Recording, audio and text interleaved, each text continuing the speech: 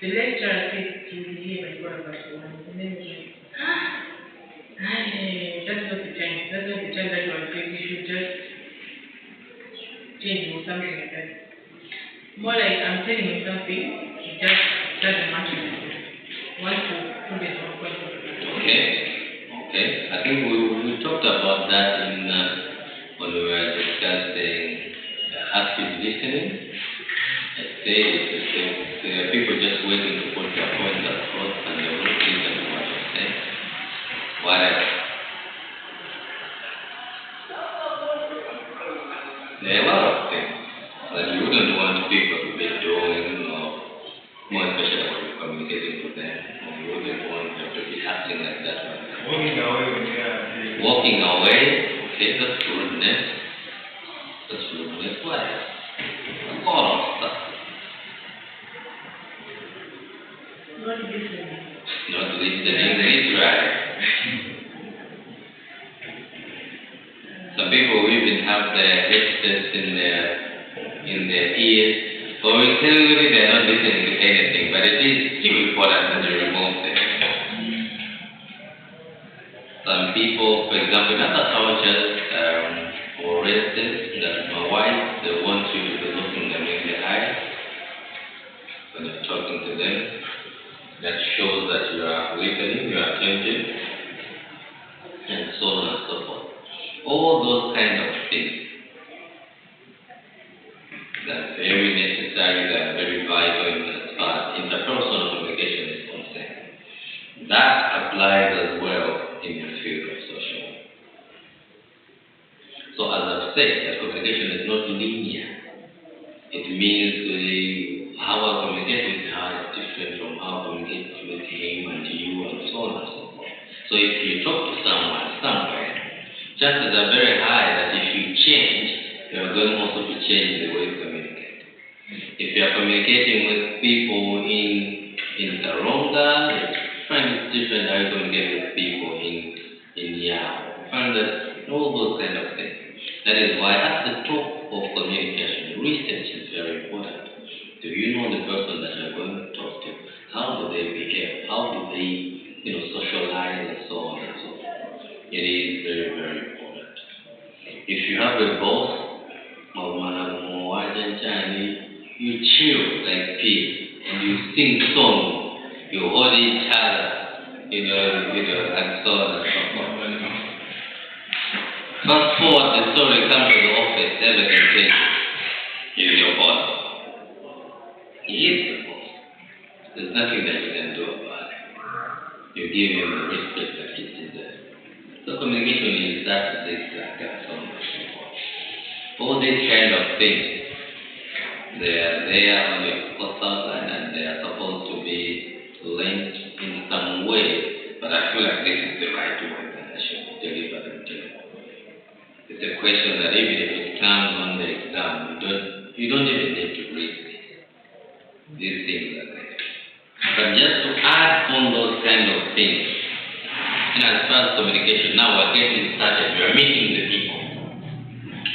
We are meeting the people that you are trying to serve, and you are going to the field or you are going to their houses and so on and so forth. There are so many places that you can meet this guy. It could be in their houses. It could be some of these in the hospitals, some of these going to be in prisons, some of these you're going to meet them in the streets, for example in cafes and so on and so forth. All those places, there are a couple of things that you have to make sure that are in place to ensure effective and smooth communication. Which means you'll be looking at, is the place desirable or conducive for confidentiality? Can we have confidential discussion in this kind of place or space? You're looking at all those kind of things. Is this place giving this person comfort much more that he can open up or she can open up and talk to us and get the information that we want to get? All those kind of issues are vital in communication. But as you try to emphasize those kind of issues to get the best out of your client, you remember the following things. Number one, first impression It's very, very important. As I was saying, it is easy, they are here in social work, but there are things that we use already in our daily life. These are the skills that we already use in our daily life. You are meeting a girl or a boy, or whatever mistake that is, a girl, boy, whatever, if it's a relationship, you are meeting the people for the first time. Facebook.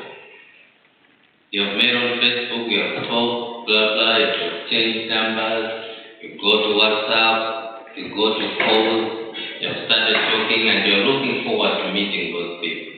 I'm not saying what it is, so you're looking forward to meeting those people, and you've arranged to do your meeting. First impression, everyone will pay attention to that. Other people are never because of those kind of issues. You want to impress the people. If you impress the people, you know the discussion going forward is going to be okay. So, take your shower, select the best clothes, all those kinds of stuff, whatever you do, depending on your research on the person. Never go, not go back to the carry by. You casually call it back. We don't know, do anything about it, but a bit of change. So, all those kind of things. What you want to do is you want to give the best impression possible. That kind of impression is going to help you going forward with the conversation. You are assuming that after this impression, everything that we're going to talk about, I think, that is why you are doing all that. So first impression, even in interviewing people, in social work, is also imperative. I got one and where they should have, they should be willing to talk. You already see some of it, some of the windows.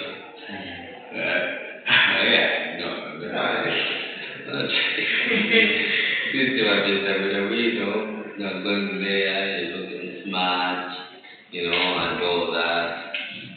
Again, as I said, in communication, you can't run away from research. Researching about your audience is still key. It's still vital. So, put our hands in locks.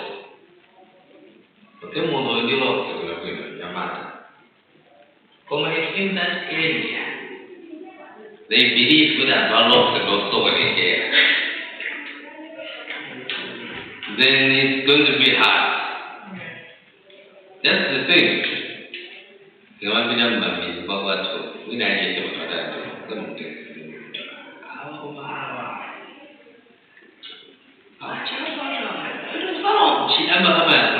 It has nothing to do with, one of my best friends, after the best friend, when I go to Jumba, when I come back to the house, I'm not saying that with a knife. But what is the matter? She's not used to that. It's not her thing. It's not her kind of a thing. Even we did when I go there with me, she's bad. That's her kind of stuff. That's her kind of thinking. That's what is in her. So those also things they do apply. This is not different. The only difference is the cause, the reason why you are going to meet that person. You are going to meet that person so that they should get help. You are going there to help the people. So if you are going to help entrepreneurs, you will realize that some people think that they don't need your help. Have you ever had this kind of situation that you feel like the one that is going to help the person feels like you know that the person is help, but they feel like they don't need your help? There have been this scenario. It's very, very common. So,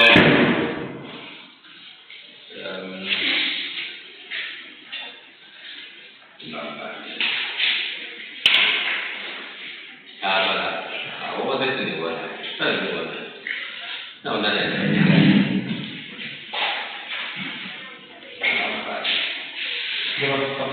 อะไรวะ I want to the word. So you can sit there wherever you can sit.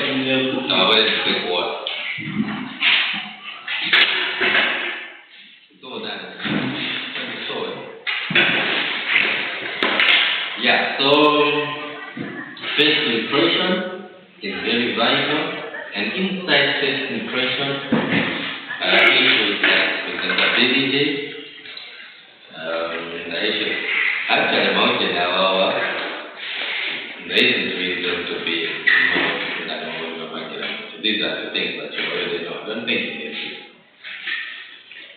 Things like unless somebody should request for this, but I don't think it is.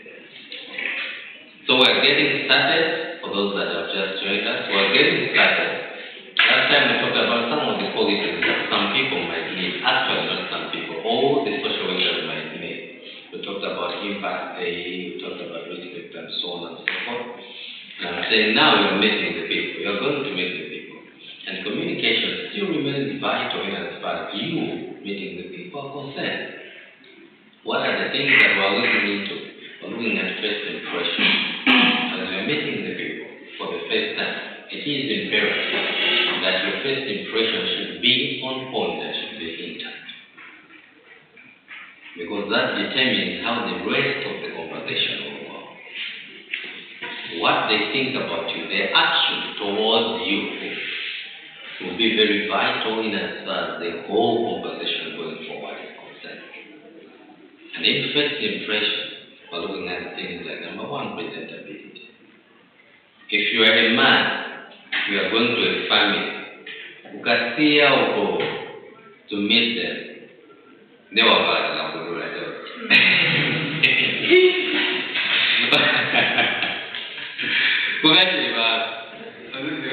Because to them, they feel like a person that can help them. These are the things that I've been teaching in discourse analysis somewhere. Discourse analysis is to do with the language and society, what people believe in that kind of society. You realize people in Cassia, to them, a person that comes and offers help in their mind, in their social construction, is someone who is dressed in a suit and a tie. To them, that's how it is.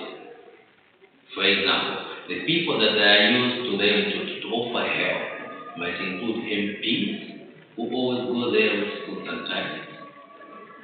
Where else can they go and seek help? It could be in church, where pastors always go with suits and ties, and that's the social construction where you just say, and you are going there with an idea for the better than those ideas. Or you're so out. You're with your broken jeans. Wait a minute. So, those are the things that you look into. Reversing the story, you are going to help a fellow youth. If you go there with your suits and ties, you realize that to them you are appearing like their parents. Somebody who they really feel.